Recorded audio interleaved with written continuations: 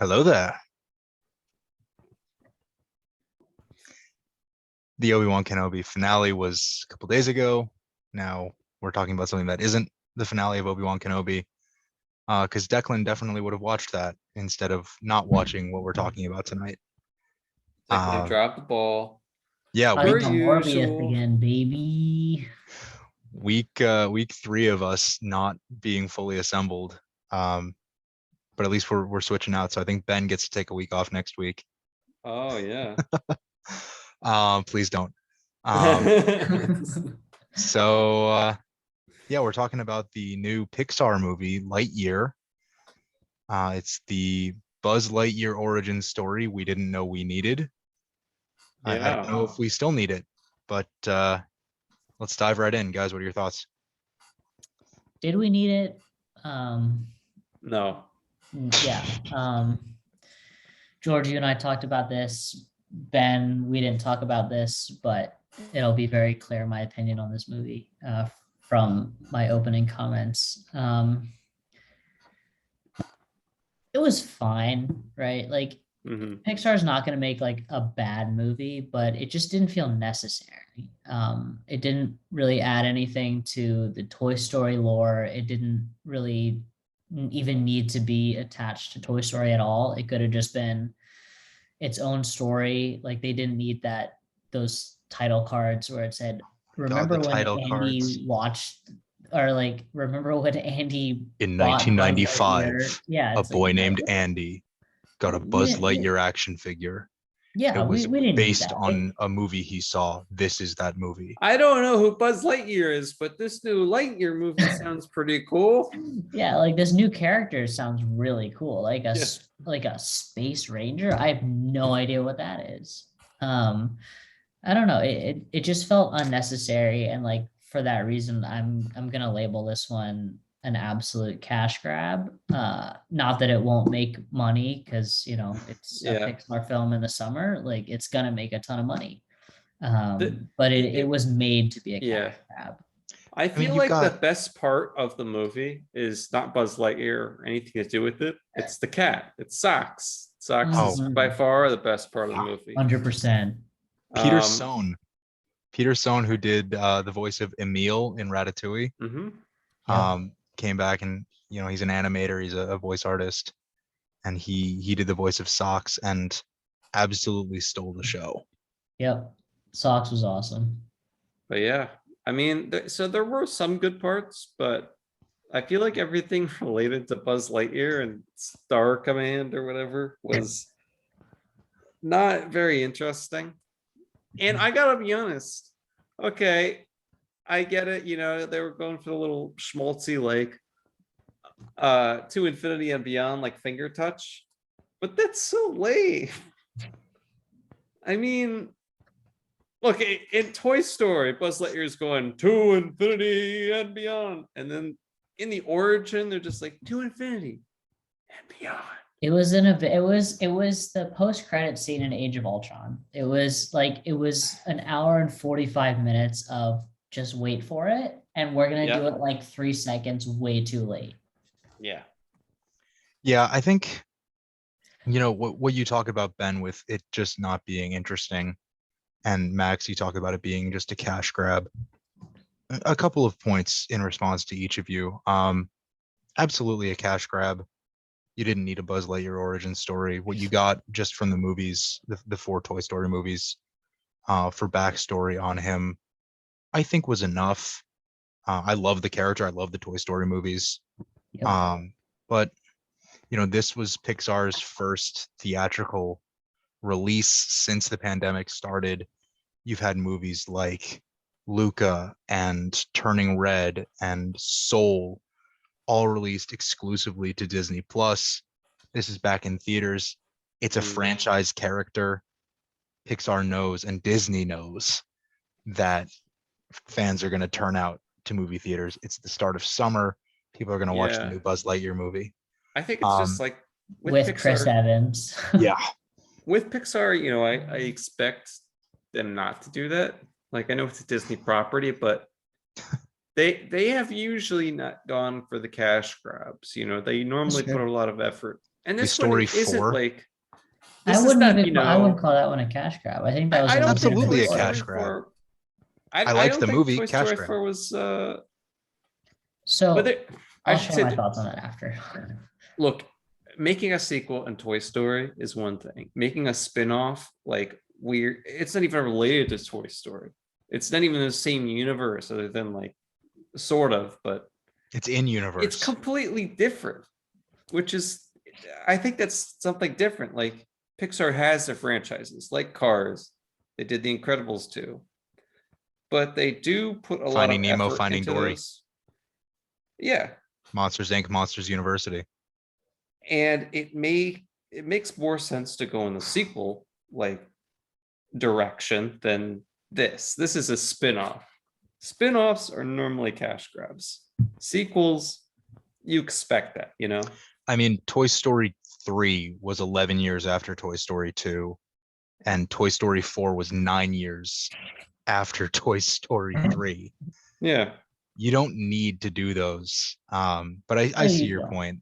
And just Yeah, they are cash grabs. I'm just saying, like, there is a difference between doing Toy Story 4 and Lightyear, you know? fair. That's That very was the fair. point I was going to make, George. Um, I agree with Ben.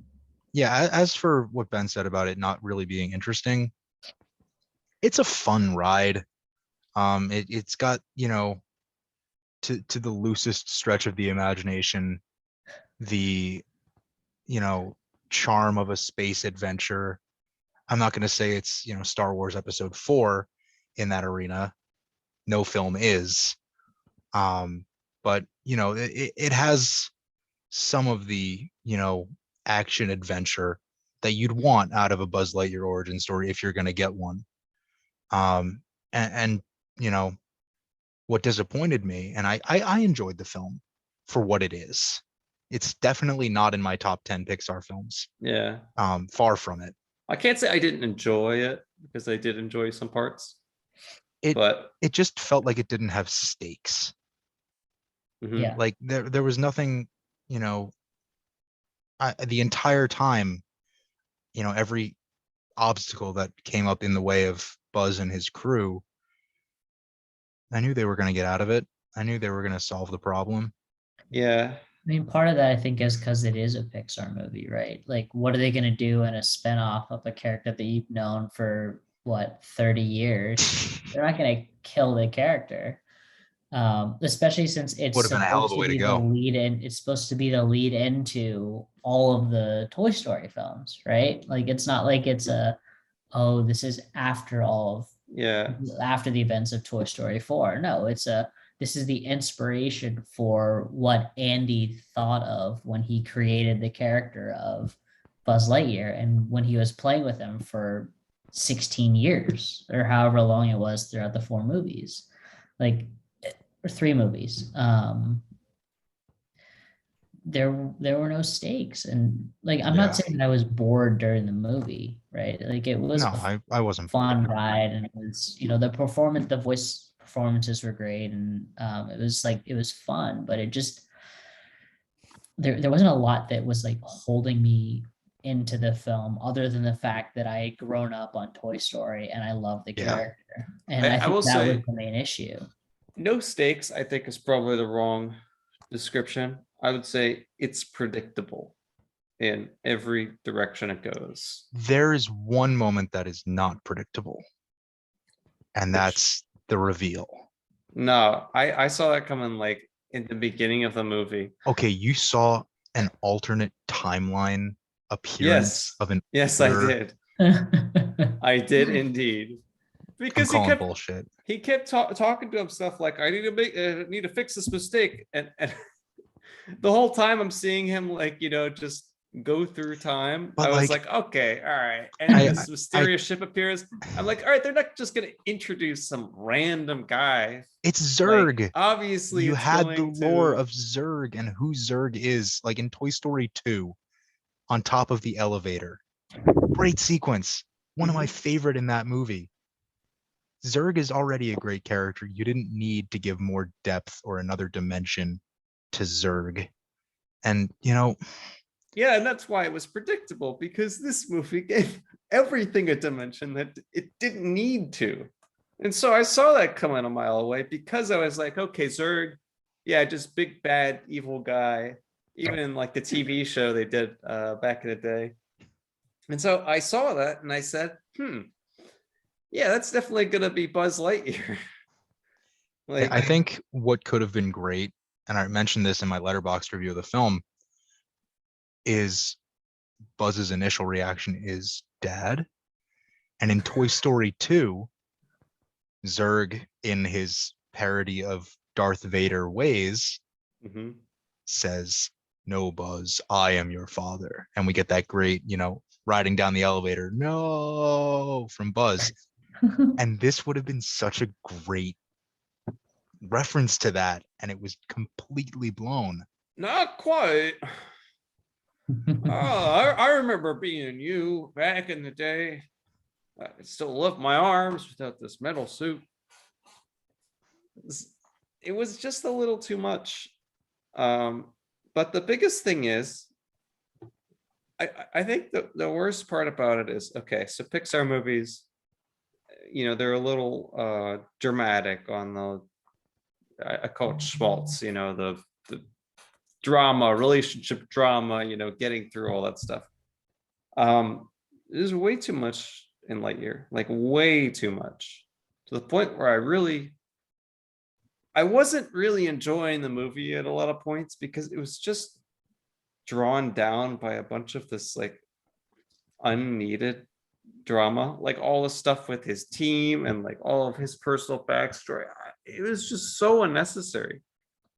I mean, if you want to make a Buzz Lightyear movie about like space or Star Command and a Space Ranger, then do that. This isn't that. Make this. I mean, this is just, it's not anything. It doesn't have a single direction. What I will say is that is something we touched on briefly earlier, is that the film is saved by Peter Sona's Sox. Yeah, Sox is great. Awesome. Bringing just the right balance of, your best furry friend, 3PO.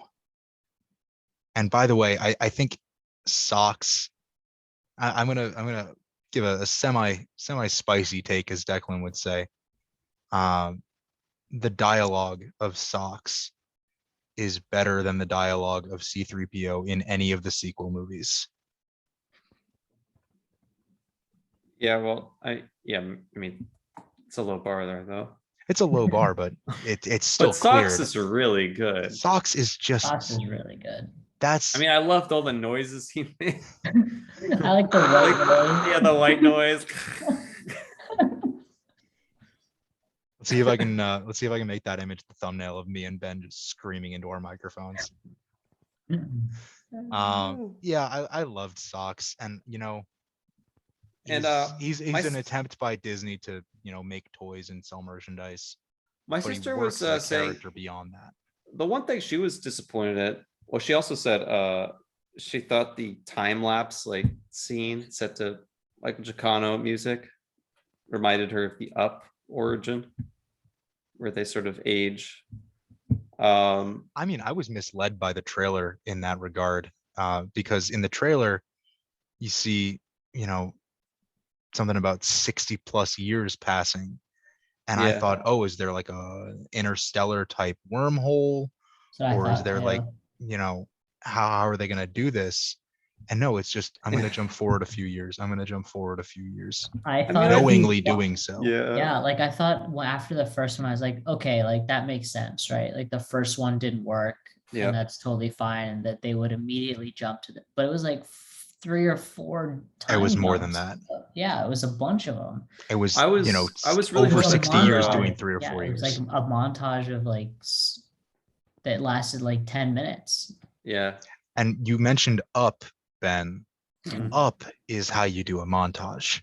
Yeah. Oh my God, Up. And that's a beautiful movie. Yeah. More about Up at the end of this video, I'm sure. What I actually hope that they would have done with the time travel thing is like the like H.G. Wells, the story, where, you The know, he time goes machine? forward in time or backward in time, and like, you know, he doesn't, everything's changed. 802-701. So yeah, something like that. Great But- novel, terrible movie with Guy Pearce. Oh, that's right. Oh, that's right. With the, there's some like bad special effects in that movie. Really bad. Oh, that's impressive. Yeah, that was. We'll talk about the time machine. We'll talk about the Guy Yeah. Pearce time machine on But another you know, the episode. story, something like that would have been interesting. This was just a little too cringy a lot of the time. And Speaking Taika Waititi's character, of, you final read my thought, mind. I Go wish he was, you know, more Taika Waititi. He That's really exactly what I was is going to say. a little too basic in this film. It's like, yes, it's Taika Waititi voicing him, but he's really not that much. I mean, the elderly convict is way more, you know, eccentric than he is. It's just Taika. I have a pen. It's Yeah, Taika. Hey, and- guys, it's I Taika have a in pen. It's Taika in an interview. Like Yeah. it's not Taika in a movie or Taika the director. This isn't, Taika you know, in an interview trying to like promote a movie. this isn't Korg. This isn't Adolf Hitler. No. This This is is not the guy from Free Guy. Antoine. Antoine, that's it. Yeah, I mean, I love Taika, and I'm so excited for a few weeks from now when we talk about Thor: Love and Thunder, because of how great of a creative mind and, you know, Yeah. creative actor Taika is. But I will 100% agree with you, Ben. He was funny-ish, Yeah. but it's an ish because he's completely underused for his talent. I mean, as an actor, Mhm. the character is, you know, the character plays out as much as the other members of the team, but I needed more Taika from that. And all I got was, oh, I got this pen. We're going to use the pen Yeah. now, guys. I mean, you just saw like his entire, every single thing that he said. You're like, okay, this is the screw up guy. And then he keeps talking about his pen. The pen's going to save the day at the end of the film. Oh, There's Meek, you're alive. I mean, yeah, I mean, I wanna we watch talked Free a Guy little now. bit about And the Not very Ragnarok. trailer earlier, right? And like how we were kind of misled by the trailer and what the Yeah. actual plot of the movie was going to be about. When I read the synopsis, it sort of Did you read led it me beforehand or after? before, like well before when it like first started getting promoted and sort of in the lead up, and it just made me think not definitely not of what the movie that we got, but sort of like this is the story of like the creation of Lightyear, and it would involve maybe the person that actually created Lightyear. I had a whole different conception of the movie up until the very last few trailers that were released leading up to the movie and what I would see and before our reviews. I just had a completely warped perception of what this film would be about. Building on that, I think for me at least, this movie, I expected, like you were just saying, an in the Toy Story universe, real world person that the action figure Buzz Lightyear was based on. And the fact that, and we'll come back to those title cards right at the beginning, it just doesn't feel like the right choice. And I feel like, you know, coming from someone, you guys are going to hate me for this, but coming from someone who is learning about filmmaking, it just, there are choices that I would have made differently for this movie, which is disappointing when Pixar has such a fantastic track record. Yeah. I mean, yeah, I just think if you're gonna do this type of movie, you gotta just do the Space Rangers sort of plot line. Yeah. Like that's interesting. But like, you know, Toy Story is really sweet, but I feel like the reason Buzz Lightyear works in that is because he's so serious and so ridiculous in the background of what Toy Story is. There seems to be no sign of intelligent life So anywhere. he sort of has to like swallow his ego and pride that he really shouldn't have in the first place because he's a toy. And it makes sense in that scope of things. But like in Lightyear, Buzz Lightyear is just kind of a boring character. Which is and not what you want. I just really don't care. So yeah, I just couldn't really connect with it. The only thing I liked was Sox pretty much, and some of the lines from his crew. But his like whole relationship with is it Alicia or Alicia, yeah. whichever one was the granddaughter? Oh, Izzy was the granddaughter. Izzy. Yeah. Well, actually for both of them, it was just a little too schmaltzy. I mean, I get it. But Toy Story showed you can do both, be schmaltzy, but like not overly cringe, and have humor with it, have the characters feel like they're multidimensional. But this just packed on that way too much. Yeah. I think, again, choices that I think any of us would have made differently, creatively, and then story-wise. I think the visuals and animation were great. I don't know if I wish I had spent the money to see this in IMAX, but I wish I had seen it in IMAX, because Pixar is always going to do a great job with the animation. Yeah. And the musical score was fantastic. I don't have any qualms about saying that. It's Michael Giacchino, so it's gonna be good. But yeah, it's a movie. It's a movie. It's not the bottom tier of what we've talked about on this No, podcast, because I definitely did not. enjoy a lot of the movie. Yeah. Especially Sox. It's just Ben Loves fine. Sox. That's the name of the I episode. mean, it's a great character. And It's honestly, just I a think that's fine what they should. movie. Huh? It's just a fine movie, right? Like, Yeah.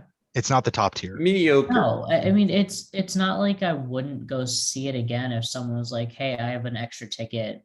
Like, you Yeah. want to see it?" Like, I would go see it again. And we're also comparing Lightyear to the likes of Staying Alive and Morbius and like Jurassic whatever Park, the fuck the Dominion. third Fantastic Beast movie is. Venom, Let There Be Oh, Carnage. Venom, Shake Let It There to Be Dumbledore. Carnage. Like, we've seen some bad movies and Yeah. we've ripped apart some bad movies. This is not one of those. This is not movies. that. No. It's a I did Pixar find movie. It's gonna plenty be of the movie okay. It's enjoyable. gonna be fine, and it's gonna be enjoyable. It just isn't up to the standard that But we're at the used same to when time, it comes to Pixar. when it comes to this podcast, it's not the Batman. It's not Spider-Man No Way Home. It's not No, Doctor Strange in the Multiverse of Madness. It's not The Unbearable Weight of Massive Talent. No, It's like not one of our favorite movies. No, But I'd say it's closer to the top than it is to the bottom. easily. Yeah. So we're gonna keep this one short tonight. I mean, I have very little more to say about Lightyear. Do you guys have final thoughts? I'll give one final thought. What they Socks? should have just done, Is it Socks? Fox. they should have taken Buzz Lightyear, should have taken Hawthorne, had them go around space with Sox. That's it. That would have been an entertaining movie. Buddy cop with a fun sidekick? Buddy Sign cop, me up. yeah. Sign me Like up. it's like Men in Yeah. Black with what is it? Frank the dog. Frank. Frank. I love Frank. Frank's great. Max? No final thoughts. I just agree with Ben. I think it would have been interesting, like a buddy film where they like happen to encounter Zurg, Yeah. like that Go would to a have. different galaxy and then Like Zurg doesn't need a appears. secret identity. Like you No, don't he need to doesn't. reveal He really anything does with not. Zurg. Like we know who Zurg is. You can just fight That's Zurg. what I was don't care. saying earlier. Also, the thing where they're like, "Oh yeah, I can't say Buzz." So it's like this is Zurg. I'm like, That's so dumb. It's that's like not even close. it's like Solo, a Star Wars story, provided so much Yeah. unnecessary background that is now Yeah. canon. Really? That's the vibe I got from this.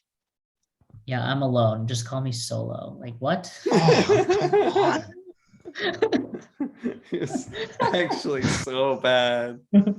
We haven't talked about a Star Wars project on this podcast yet. Maybe we should do a solo episode next time we're without Oh an my idea. God. Can we do like this? Can we do like a Solo and a Rogue One dual episode? Because then Sure. we can, because it's like a spin-off type Then we can thing. watch a good movie and a bad movie. Yeah. Yeah, my final thoughts on Lightyear before we get into the next part of the episode. I hope that we see more Sox in a series of Disney Plus shorts. Mhm. Sure. You know, the way they did with Forky from Toy Story 4, or what they've done with Doug from Up. Yeah. I think Sox is great. I want to see more Sox, and let's put him at that level already. Just Um, give him a movie by himself. Sox the movie, Sox the Sox. movie. It'd written be and like directed by Marcel. Robert Eggers. All right, that's gonna do it for our thoughts on Lightyear. Now let's get into the last part of the episode. Top 3 Pixar movies, boys. Who wants to go first? Count it down. Don't everybody speak at once. All right. I'll go first, I guess. I think my first one has to be. Is this first or is this third? Oh, you know what? I'll start with third. Third's going to be The Incredibles. Good pick. So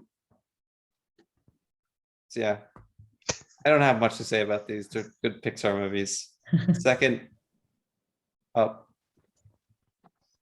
First, Toy Story.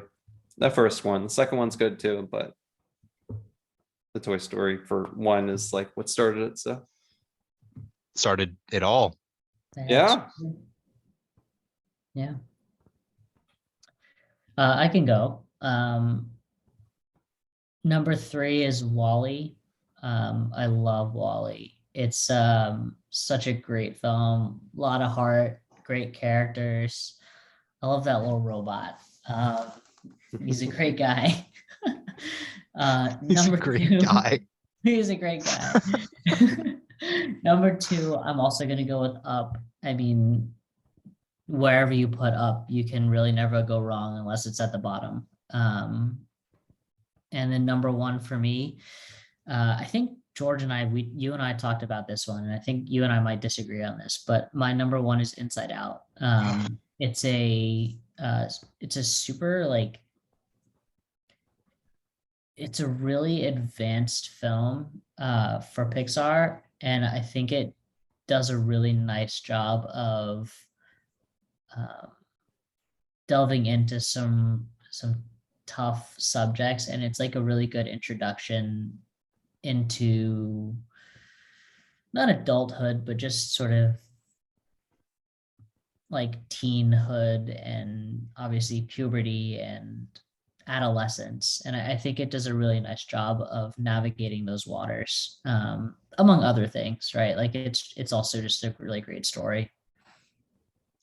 I didn't really mean to say ugh, because it is a good film. I don't really like it. I've only seen it once. I don't really have any desire to see it a second time. But I can appreciate what you said about it, and you know, I see why people enjoy it and why people, you know, take good lessons from it. So I will respect your choices. George is But catering. y'all are sleeping on my second and third. So number 3, I'm gonna go Monsters Inc. I think, you know, classic early Pixar. Yeah. Great voice cast with Always Goodman watching. and Billy Crystal and Steve Buscemi, and you know, what a great cameo by John Ratzenberger as the Abominable Snowman. How can you go wrong with Monsters Inc? Number 2, surprised this one hasn't been mentioned yet. Maybe Declan would have. Ratatouille. Yep. It's just so much gosh darn fun.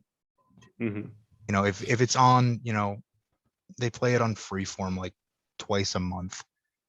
But like if I'm scrolling through the channels, I got nothing to watch. Ratatouille, absolutely. Yeah. Great way to spend, you know, an hour 45.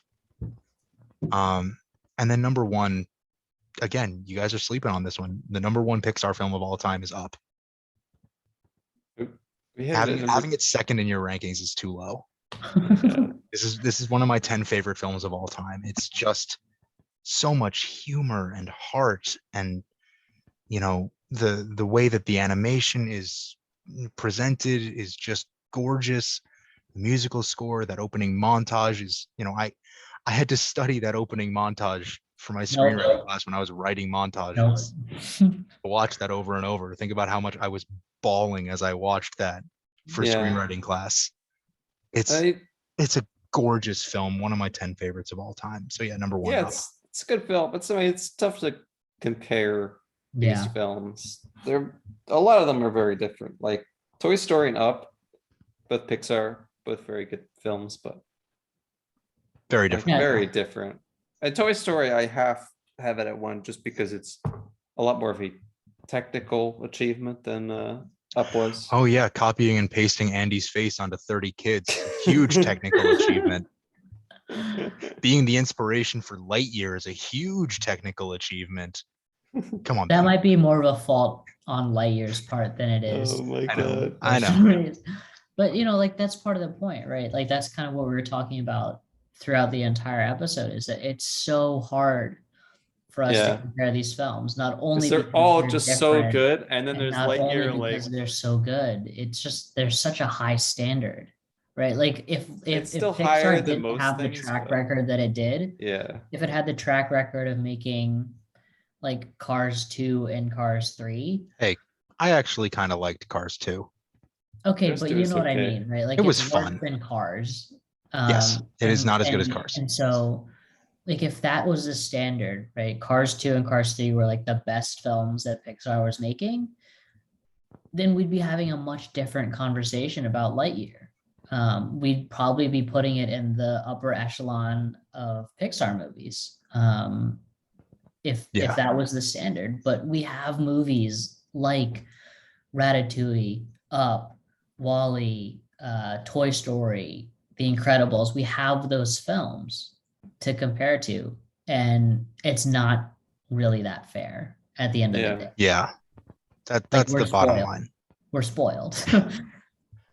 Yeah, no new Pixar movies until next year, so we'll hold off on talking about Pixar for a while.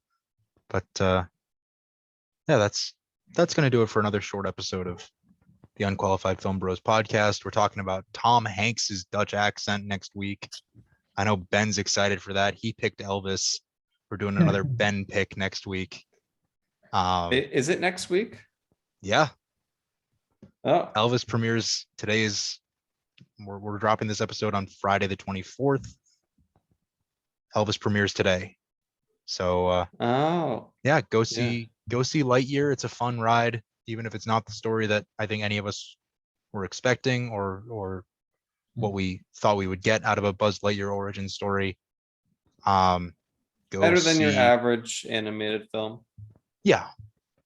Go see Elvis, because we're going to be talking about it next week. Yeah.